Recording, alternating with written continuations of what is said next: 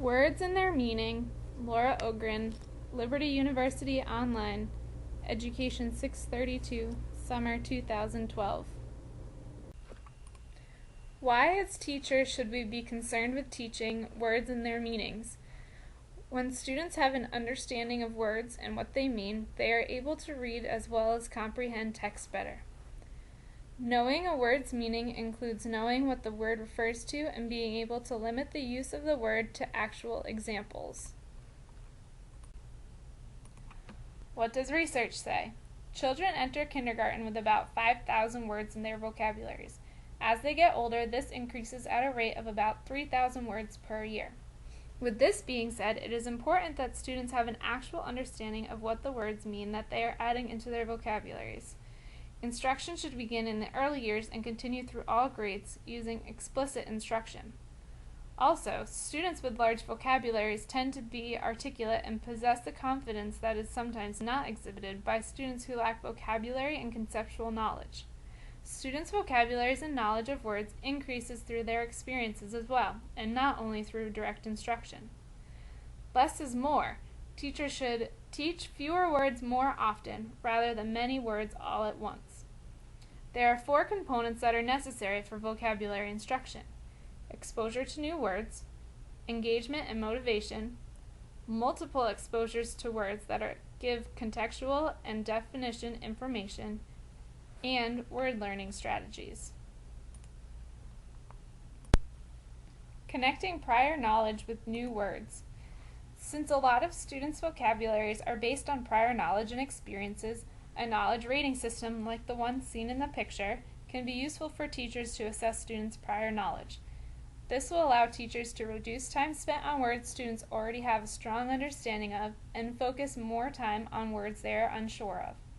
It is like a KWL strategy that asks students what they know, what they want to know, and after a lesson states what they have learned. Morphology is the study of the form and structure of words in a language. Included in this are root words and affixes. When teaching students root words and affixes, they are learning how to analyze the words they are given, as well as give them the ability to make new words from what they know about word parts. The skill of being able to analyze words is a lifelong learning tool. 2 instructional strategies that have been found effective for teaching students about root words and affixes are graphic organizers and word webs. Graphic organizers are visual displays that show relationships among concepts.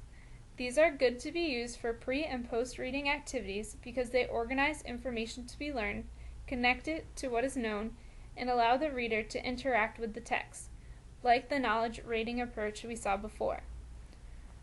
The pictures were taken from a computer program students can use called Kidspiration. Students can break down the words into their simplest form, define the word with a term they are familiar with, add a picture, and then create a web doing the same thing for the rest of the word parts. This provides not only a visual representation of the word, but allows students to analyze and manipulate the words they are working with. Word study journals can be kept and helpful for students to refer back to. Students draw the word, paraphrase a definition, and then use the word in a sentence. They can also include the graphic organizers and word webs that have already been created. While graphic organizers and word webs have been found to be effective, sometimes they are overused and therefore are not very engaging. One activity that can be used to teach prefixes and suffixes include word builder flipbooks, as seen in the picture. With the Find the Partner, Build a Word activity, students are given word parts and have to find another student with another word part that, when put together, make a new word.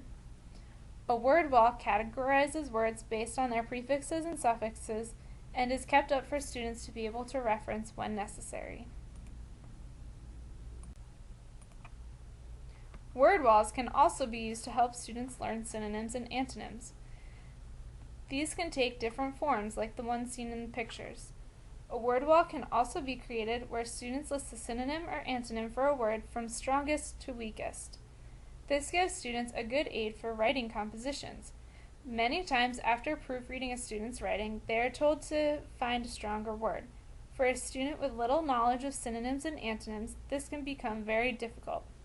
Posting a word wall with commonly used words can be helpful in getting students used to using synonyms or antonyms when necessary in their writing. The process of identifying synonyms and/or antonyms also builds a stronger and deeper understanding of the concepts behind vocabulary words.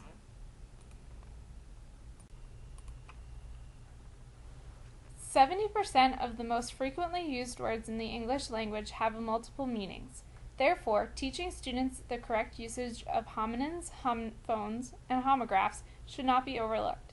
Students' ability to become proficient in cognitive academic language can be impaired due to lack of instruction on homonyms, homophones, and homographs. Jacobson, Lapp, and Flood created a 7-step plan that can be used to help teach homonyms, homophones, and homographs, which will be seen on the next slide. Again, a vocabulary journal can be a helpful guide for students when deciding which use of the word is appropriate, especially when writing. Fill-in-the-blank activities have also been found effective when students have to fill in the blank with the correct use of the word and then read aloud to make sure that they are pronouncing it correctly as well.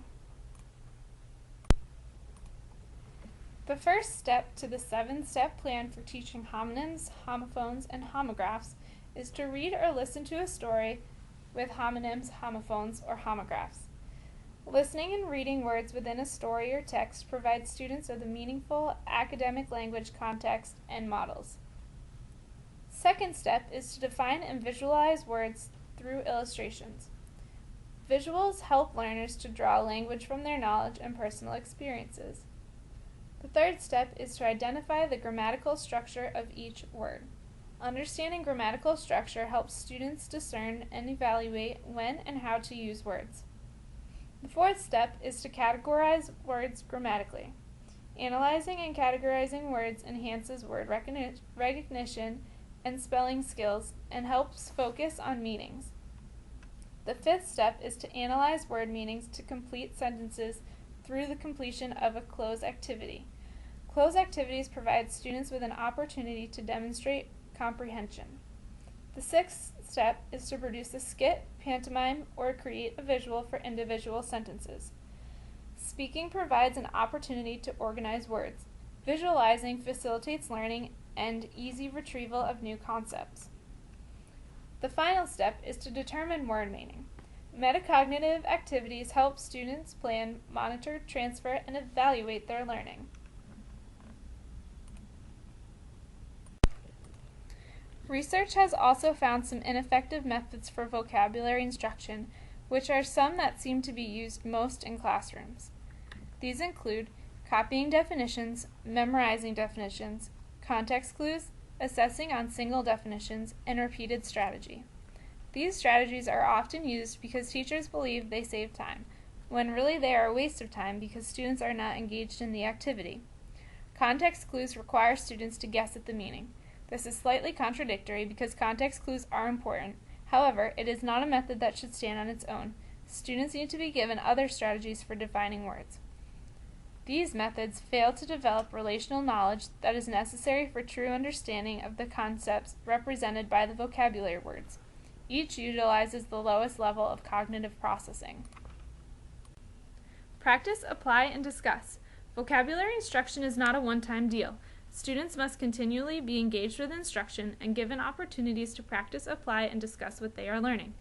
More time for reading, opportunities to hear and use words, graphic organizers, connecting words to prior knowledge, and studying concepts that are connected with the word are strategies that can be used.